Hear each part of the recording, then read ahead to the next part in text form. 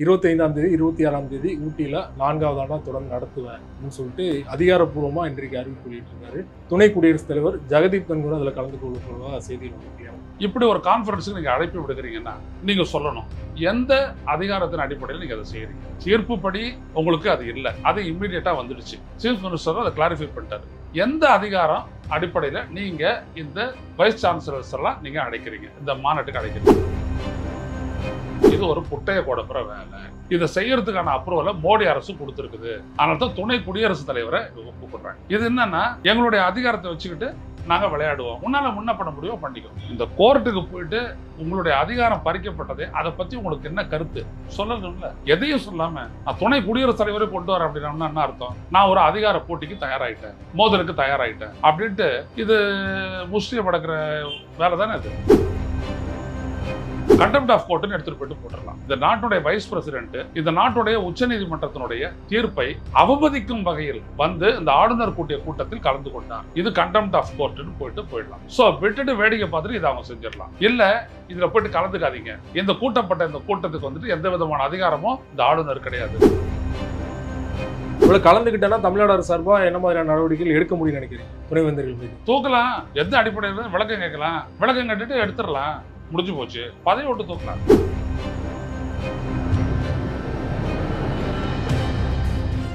அரசியல் களம் நேயர்களுக்கு வணக்கம். இன்றைக்கு நம்முடைய நேர்காணலுக்காக மூத்த பத்திரிகையாளர் மற்றும் அரசியல் திறனாய்வாளர் திருமதி ஐயநாதன் அவர்கள் நம்மோடு இருந்திருக்கிறார். அவரோடு பேசலாம். சார் வணக்கம். வணக்கம். ஆளுநர் ஆர்.என். ரவி அவர்கள் துணைவேந்தர்கள் மாநாடு கிட்டத்தட்ட 3 ஆண்டுகளா தொடர்ச்சியா நடத்திட்டு வராரு. சமீபத்தில் உச்சநீதிமன்ற தீர்ப்பை தொடர்ந்து அவர் இந்த வருடம் நடத்த முடியாது, நடத்துற அதிகாரம் அவருக்கு இல்லை அப்படின்னு தொடர்ச்சியா எதிர்ப்புகள் வந்த சூழல்ல 25ஆம் தேதி 26ஆம் தேதி ஊட்டியில 4வது ஆண்டாக தொடர்ந்து நடத்துவேன் அப்படின்னு சொல்லிட்டு அதிகாரப்பூர்வமாக இன்றைக்கு அறிவிப்பு வெளியிட்டிருக்காரு. துணை குடியரசுத் தலைவர் ஜெகதீப் தன்கர் அதில் கலந்து கொள்வதாக செய்தியில் வந்திருக்கு. அவங்களோட பார்வையை சார். உச்சநீதிமன்றத்தினுடைய 8ஆம் தேதி தீர்ப்புக்கு பிறகு ஏப்ரல் 8ஆம் தேதி அது தீர்ப்பளித்து விட்டது. இன்னைக்கு பார்த்தீங்கன்னா சற்றப்ப 2 வாரம். அந்த தீர்ப்புக்கு பிறகு தமிழ்நாடு ஆளுநர்கிட்ட இருந்த அந்த வேந்தர் அப்படின்ற அந்த அதிகாரம் மாநில முதலமைச்சர்கிட்ட போயிடுச்சு. இப்போ இவர் எப்படி கூட்ட முடியும்? இது ஒன்று. அது தீர்ப்பு. அந்த தீர்ப்பு அரசமைப்பு சட்டப்பிரிவு 142 கீழ் அளிக்கப்பட்டது. அப்படின்னா என்ன அர்த்தம்னா that's a decree by the supreme court of India. That is to be abided by all state central governments. முடிஞ்சு போச்சு. இது 2வது விஷயம். 3வது விஷயம், இப்படி ஒரு கான்ஃபரன்ஸுக்கு நீங்கள் அழைப்பு விடுக்கிறீங்கன்னா நீங்கள் சொல்லணும் எந்த அதிகாரத்தின் அடிப்படையில் நீங்கள் அதை செய்கிறீங்க. தீர்ப்புப்படி உங்களுக்கு அது இல்லை, அது இம்மிடியட்டாக வந்துடுச்சு. சீஃப் மினிஸ்டர் அதை கிளாரிஃபை பண்ணிட்டாரு. எந்த அதிகாரம் அடிப்படையில் நீங்கள் இந்த வைஸ் சான்சலர்ஸ் எல்லாம் நீங்க அழைக்கிறீங்க, இந்த மாநாட்டுக்கு அழைக்கிறீங்க? ஆளுநர் மாளிகை தரப்புல இருந்து நேற்று அதுக்கும் சேர்த்தே விளக்கம் கொடுத்திருக்காங்க. துணைவேந்தர்கள் நியமிக்கிற உரிமை மட்டும்தான் முதல்வர் ஸ்டாலின் அவர்கள்ட்ட இருக்கு. இன்னும் வேந்தரா ரவி அவர்கள் தான் தொடர்றாரு. ஸோ அந்த அடிப்படையில் நாங்க துணைவேந்தர்கள் மாநாடு கூட்டுறோம் அப்படின்றாங்க. துணைவேந்தரை நியமிக்கக்கூடிய அதிகாரம் அவர்கிட்ட போயிடுச்சு. இவர் எப்படி அப்புறம் வேந்தர் ஆவாரு? ஒரே ஒரு பொறுப்புக்கு இருக்கக்கூடிய பல்வேறுபட்ட அதிகாரங்கள்லாம் இருக்கு இல்லையா? அது எல்லாருமே அந்த டைட்டிலுக்கு கீழே தானே வருது. சான்சலர் அப்படின்ற ஒரு டைட்டில் தானே. சான்சலரே அந்தாண்ட போயிட்டதுக்கு அப்புறம் உங்களுக்கு எது அதிகாரம்? எப்படி உங்களுக்கு நியமன அதிகாரம் இருக்கும்? நியமன அதிகாரம் எங்களுக்கு தான் இருக்குன்றத சொல்லி தானே இந்த சட்டமே இயற்றப்பட்டது. அதை தான் அப்ரூவ் பண்ணிருக்கு இந்திய உச்சநீதிமன்றம். நீங்க அப்ரூவ் பண்ணாதது அது அப்ரூவ் பண்ணிருக்கு. அப்ப எப்படி செய்ய முடியும்? நீங்க எனக்கு நியமன அதிகாரம் இருக்குன்னு எங்கேருந்து சொல்ல முடியும்? நீங்க சான்சலர் இல்லைங்க இந்த யூனிவர்சிட்டிக்கும். சரி, இப்போ பல சான்சலர்ஸ்லாம் வைஸ் சான்சலர்லாம் வரல, நீங்க என்ன அடிப்படையில் நடவடிக்கை எடுப்பீங்க? நடவடிக்கை கூட அதிகாரம் இல்லை. எங்க இருக்குது? நீ யார் நடவடிக்கை எடுக்கன்னு கேட்டானா என்ன பண்றது? முடிஞ்சு போச்சுங்களா? என்ன பண்ணியிருக்கணும்? இந்த தீர்ப்பை குறித்து ஒரு புரிதலுக்காக தமிழ்நாட்டு மக்களுக்கு ஒரு விளக்கம் அளிச்சு நீங்க ஒரு அறிக்கை கொடுத்துருக்கணும். அதனால தான் 15 நாள் ஆச்சுன்னு சொன்னேன். 8ஆம் தேதி வந்த தீர்ப்புக்கு பிறகு என்ன அந்த சட்டம், அந்த சட்டத்தின்படி எந்த அதிகாரம் மாநில முதல்வருக்கு போயிருக்கு, என்ன அதிகாரம் இன்னமும் ஆளுநர்கிட்ட இருக்கு அப்படின்றத இங்க இருக்கக்கூடிய இவங்க தான் பெரிய அறிவாளிகளாச்சே, ஆர்.என். ரவி எல்லாருமே. இவங்க ஒரு சட்ட ரீதியான விளக்கம் கொடுத்துருக்கலாம்ல. என்ன சொன்னீங்க? டெல்லிக்கு போறதே 14ஆம் தேதி போனதே அங்க போயிட்டு உள்துறை அதிகாரிகளோட உள்துறை அமைச்சரோட பேசி இது தொடர்பாக பேசுறதானே போனீங்க. அப்போ என்ன முடிவுக்கு வந்தீங்க? அமித்ஷா அவர்களை சந்திக்கவே இல்லை. கடைசி சந்திக்கல. உள்துறை அதிகாரிகளை சந்திச்சிருக்கலாம் இல்லையா அவரு? அப்ப சந்திச்சு பேசும்போது என்ன கன்க்ளூஷனுக்கு வந்தீங்க அந்த தீர்ப்பின் மீது? அதுக்கு மேல நீங்க மேல்முறையீடு செய்ய போறீங்களா, இல்ல ரெவியூ பெட்டிஷனுக்கு போக போறீங்களா, இல்லை ஒன்றிய அரசு வந்துட்டு ஒரு அவசர சட்டம் இயற்ற போகுதா? எதுவுமே தெரியலையே இது வரைக்கும். எதுவுமே தெரியாத உச்சநீதிமன்ற தீர்ப்புக்கு அப்புறம் your power has been nullified, transferred to chief minister. அப்போ உனக்கு என்ன இருக்கு? அப்போ கிளாரிஃபிகேஷனும் கொடுக்காம நேராக வந்துட்டு வாங்க அப்படின்னு சொல்லிட்டு அழைக்கிறீங்க. இது என்னது? இது ஒரே அதிகாரத்தினுடைய அங்கம். நீங்க மாநில அரசனுடைய அங்கம். Governor is part and parcel of the state. பல தீர்ப்புகளில் கொடுத்துருக்குது. பஞ்சாப் தொடர்பான தீர்ப்பு, பேரறிவாளன் தொடர்பான தீர்ப்பு, ஏற்கனவே இந்த மாதிரி சட்டங்களை பிடிச்சிருக்க தீர்ப்பு, எல்லாத்துலையுமே கொடுத்துருக்கு. Your parcel of the state அப்படின்னு வரும்போது எப்படி 2 பேர் வேந்தரா இருக்க முடியும்? அப்போ இது என்ன அப்படின்னோம்னா, இது ஒரு குட்டையை கொடுப்புற வேலை. இதை செய்யறதுக்கான அப்ரூவலை மோடி அரசு கொடுத்துருக்குது. அதனால தான் துணை குடியரசுத் தலைவரை கூப்பிடுறாங்க. இது என்னன்னா, எங்களுடைய அதிகாரத்தை வச்சுக்கிட்டு நாங்கள் விளையாடுவோம், உன்னால முன்ன பண்ண முடியும் பண்ணிக்கோ. இந்த கோர்ட்டுக்கு போயிட்டு உங்களுடைய அதிகாரம் பறிக்கப்பட்டதே, அதை பற்றி உங்களுக்கு என்ன கருத்து சொல்லணும்ல. எதையும் சொல்லாம நான் துணை குடியரசுத் தலைவரை கொண்டு வரேன் அப்படின்னா என்ன அர்த்தம்? நான் ஒரு அதிகார போட்டிக்கு தயாராகிட்டேன், மோதலுக்கு தயாராகிட்டேன் அப்படின்ட்டு இது முஸ்லீம் அடக்கிற வேலை தானே இது.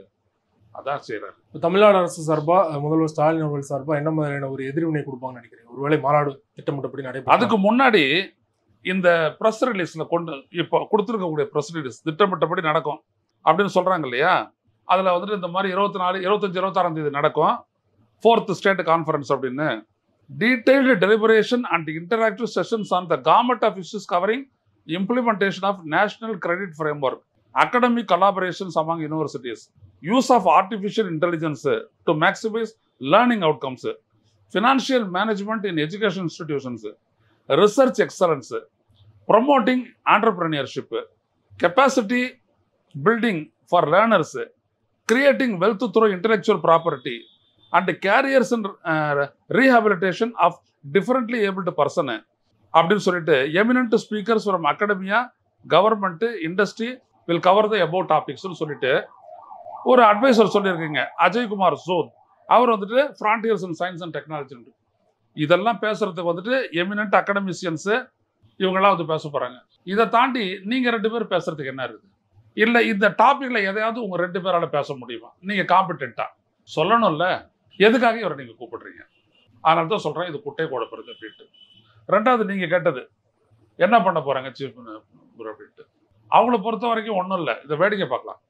இதை பண்ணிட்டு கண்டெம்ட் ஆஃப் கோர்ட்டுன்னு எடுத்துட்டு போயிட்டு போட்டுடலாம். இந்த நாட்டுடைய வைஸ் பிரசிடென்ட் இந்த நாட்டுடைய உச்சநீதிமன்றத்தினுடைய தீர்ப்பை அவமதிக்கும் வகையில் வந்து இந்த ஆளுநர் கூட்டிய கூட்டத்தில் கலந்து கொண்டார், இது கண்டெம்ட் ஆஃப் கோர்ட்டுன்னு போயிடலாம். ஸோ விட்டுட்டு வேடிக்கை பார்த்துட்டு இதை அவங்க செஞ்சிடலாம்.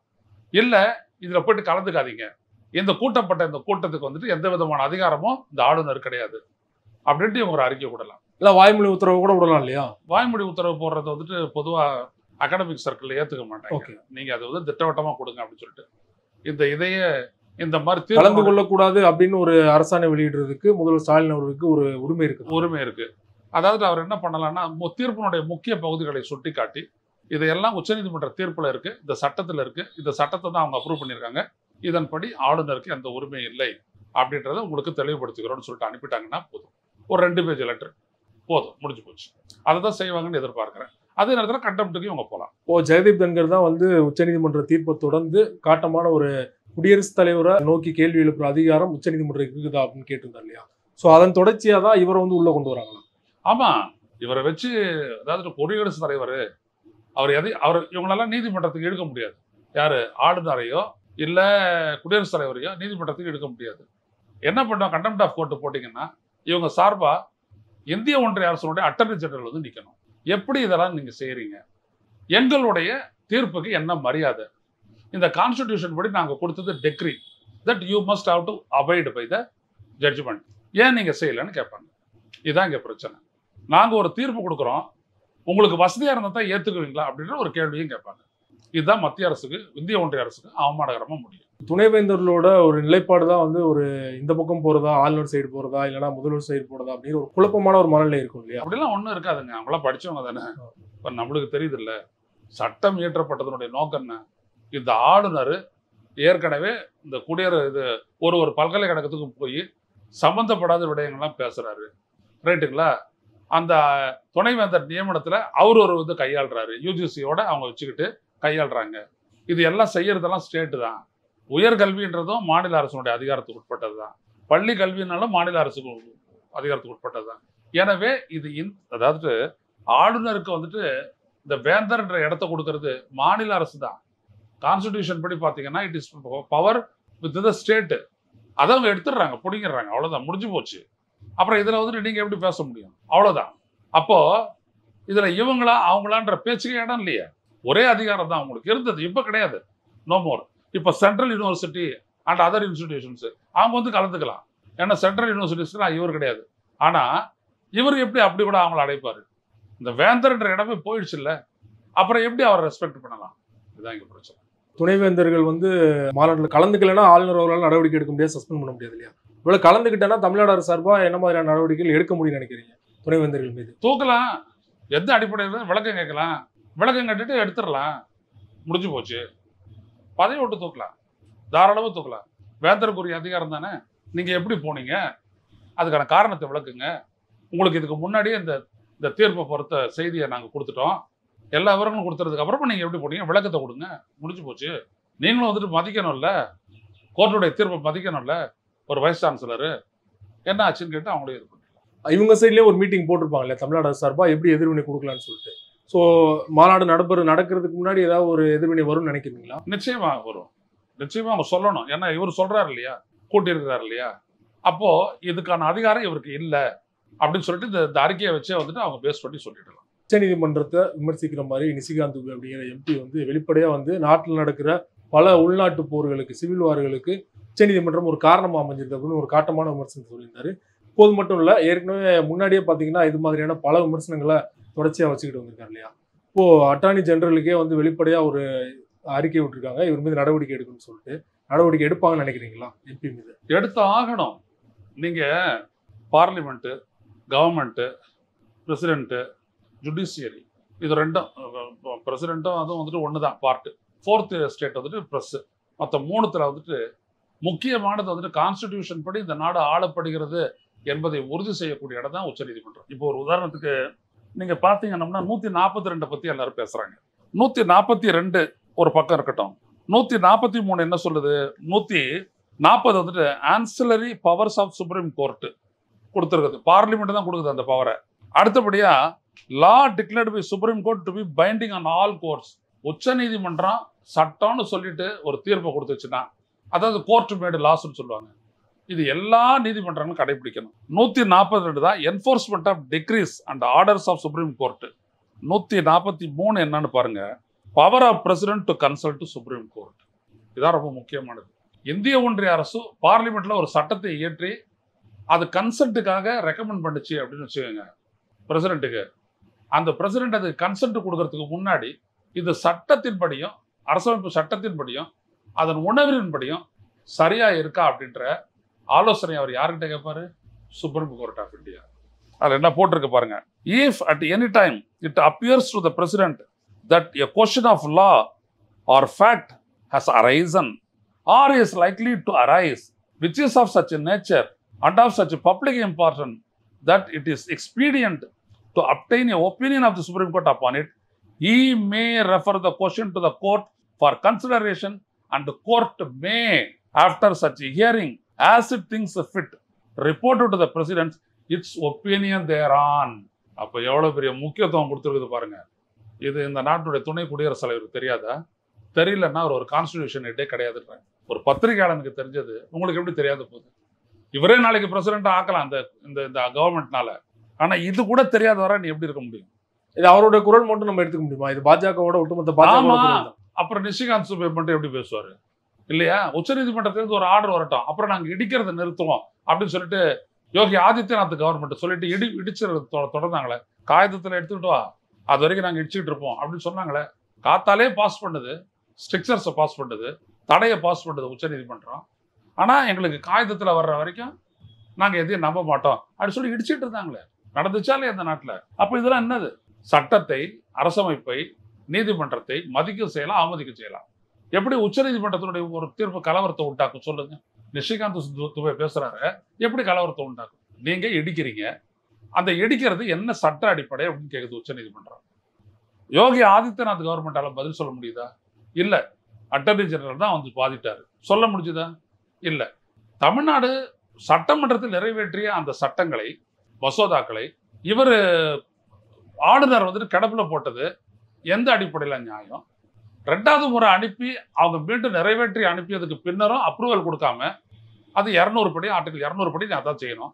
நீங்க குடியரசுத் தலைவருக்கு அனுப்புனது என்ன நியாயம்? குடியரசுத் தலைவர் அதை ஏன் இவ்வளவு காலம் கிடப்புல வச்சிருந்தாரு? இதற்கு என்ன பதில் அப்படின்னு அட்டர்னியை பார்த்து கேட்கறாங்க உச்சநீதிமன்றம். அவர் சொல்றாரு, they have the power, we can not insist அப்படின்றாங்க. உச்சநீதிமன்றத்துக்கு தெரியாதா? ஒரு ஒரு சட்டப்பேரவையில் நிறைவேற்றப்பட்ட தீர்மானம் அப்படின்னு சொல்றது ஒரு ஸ்டேட் அது கொடுக்குது. இதுதான் ஆளுநர்கிட்ட இருக்குது.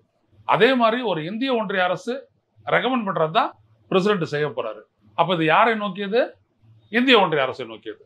இது தெரியாத அவங்களுக்கு நீதிபதிகளுக்கு. ஆனா இவர் வந்துட்டு அட்டர்னி ஜெனரல் என்ன சொல்றாருன்னா, நம்ம வற்புறுத்த முடியாது. அப்பதான் சொல்லுது, அப்படி கிடையாது.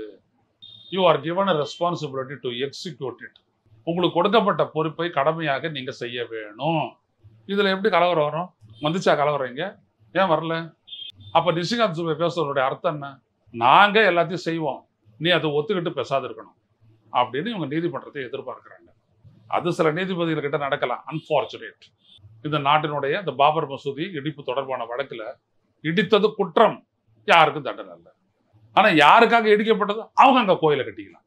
இப்படின்னு ஒரு நகைப்பிற்கிடமான ஒரு தீர்ப்பை சொன்ன உச்ச நீதிமன்றம், நான் நீதிமன்றம் சொல்ல மாட்டேன், நீதிபதிகள்னு சொல்லுவேன்.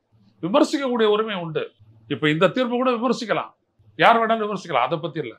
ஆனா உச்ச நீதிமன்றம் வந்துட்டு அரசுல தலையிடுது, நாடாளுமன்ற ஜனநாயகத்தின் மீது அது வீசுறது அணுகுண்டு, இப்படி எல்லாம் சொல்றது வந்துட்டு என்னன்னா சட்டத்தை பற்றிய புரியாமை அல்லது திட்டமிட்டு செய்யக்கூடிய தாக்குதல்.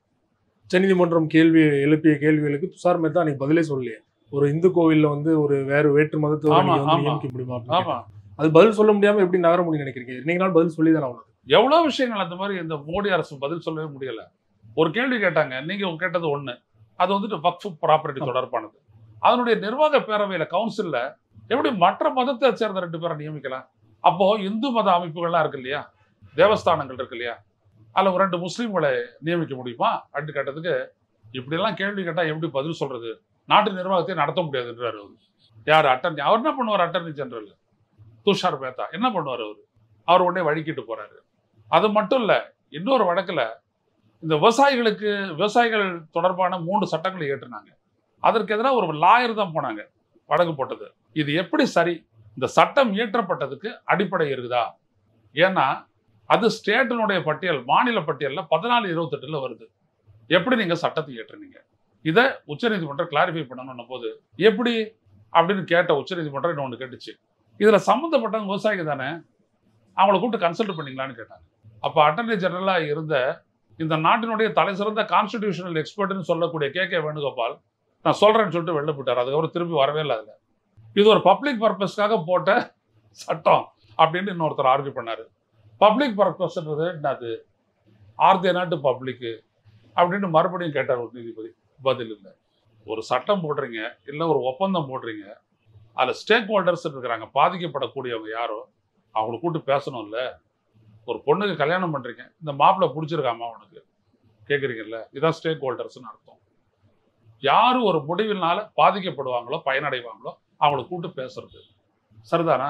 இப்போ இந்த தமிழக அரசு இந்த விசைத்தறி தொழிலாளர்கள்லாம் அந்த போராட்டம் பண்ணாங்க, அவங்களை கூப்பிட்டு பேசுச்சு இல்லை. ஏன் பேசுது? இவங்ககிட்ட தான் அதிகாரம் இருக்குதா? ஆளை போலீஸ் விட்டு அடிக்க வேண்டியதானே? கிடையாது. அவங்க பாதிக்கப்பட்டவங்க, அவங்கள கூப்பிட்டு பேசுது. நீங்க எங்க செஞ்சீங்க அதை? விவசாயிகளுக்கு எதிரான சட்டத்துக்கு கேட்டா அப்ப இருக்கிற விவசாயத்துறை அமைச்சராக இருந்தவர் சொன்னாரு, நாங்க இந்த சட்டத்தை வித்ட்ரா பண்ணோம்னா கார்பரேட்டுக்கு கோச்சிக்குவாங்க. என்ன கேட்டீங்க? ஒரு பத்திரிகையாளர் நீங்க. இந்த மாதிரி பெரிய நகைச்சுவை, பெரிய அடாவடித்தனங்கள் எல்லாமே சட்ட ரீதியாக மோடி ஆட்சியில் தான் அரங்கேறி கொண்டிருக்கிறது. சுத்தமா ஜனநாயகம் இல்லை.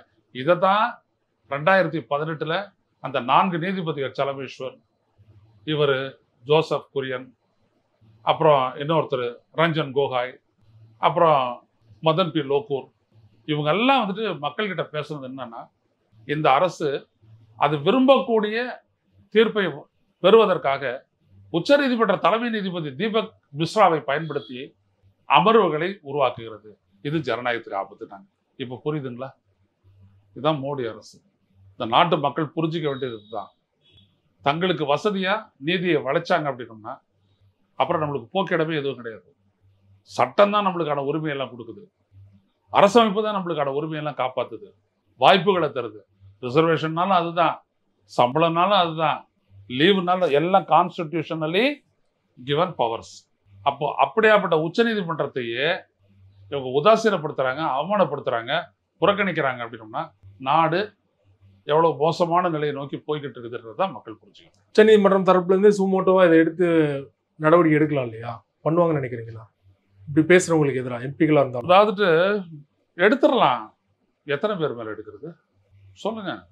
ஒரு எம்பி காந்தி மாதிரி ஒரு உருவத்தை வச்சுக்கிட்டு நாதுராம் கோட்ஸே ஆண்டு விடா அப்படின்னு சொல்லிட்டு டமால் டமால்னு துப்பாக்கியால சுட்டு ரத்தம் வரா மாதிரி காட்டுறாங்க. ஷூவை மூட்டை எடுக்கிறாங்க. எடுத்து என்ன பண்றது? இந்த மாதிரி ஒன்றா இருக்குது, இன்னொன்று பேசுது. நம்மள ஒரு 500 பேர் ரெடி ஆகிட்டா போதும், ஸ்டன்கன் கொடுத்தாங்கன்னா இந்த நாட்டில் முஸ்லீம் பிரச்சனையை இல்லாதாக்கிடலாம். இன்னொருத்தன் பேசுகிறாங்களா இல்லையா? நாங்கள் இடிப்போம், அந்த உத்தரவு முதல்ல ஆர்டர்ஸ் வரட்டும், எதுவாக இருந்தாலும் நாங்கள் இடிப்போம் அப்படின்றான். எத்தனை இதுக்கு உச்சநீதிமன்றம் இறங்க? அப்போ நாட்டில் வந்துட்டு லா அண்ட் ஆர்டரையே கொலாப்ஸ் ஆக்கிட்டு எல்லாம் உச்சநீதிமன்ற நடவடிக்கை எடுக்கணும், எப்படி எடுப்பாங்க அவங்க? இதுதான் பிரச்சனை. ரொம்ப நன்றி. சமகால அரசியல் தொடர்பாக பல்வேறு விஷயங்களை எங்களோட பகிர்ந்து கொண்டீங்க. மிக்க நன்றி.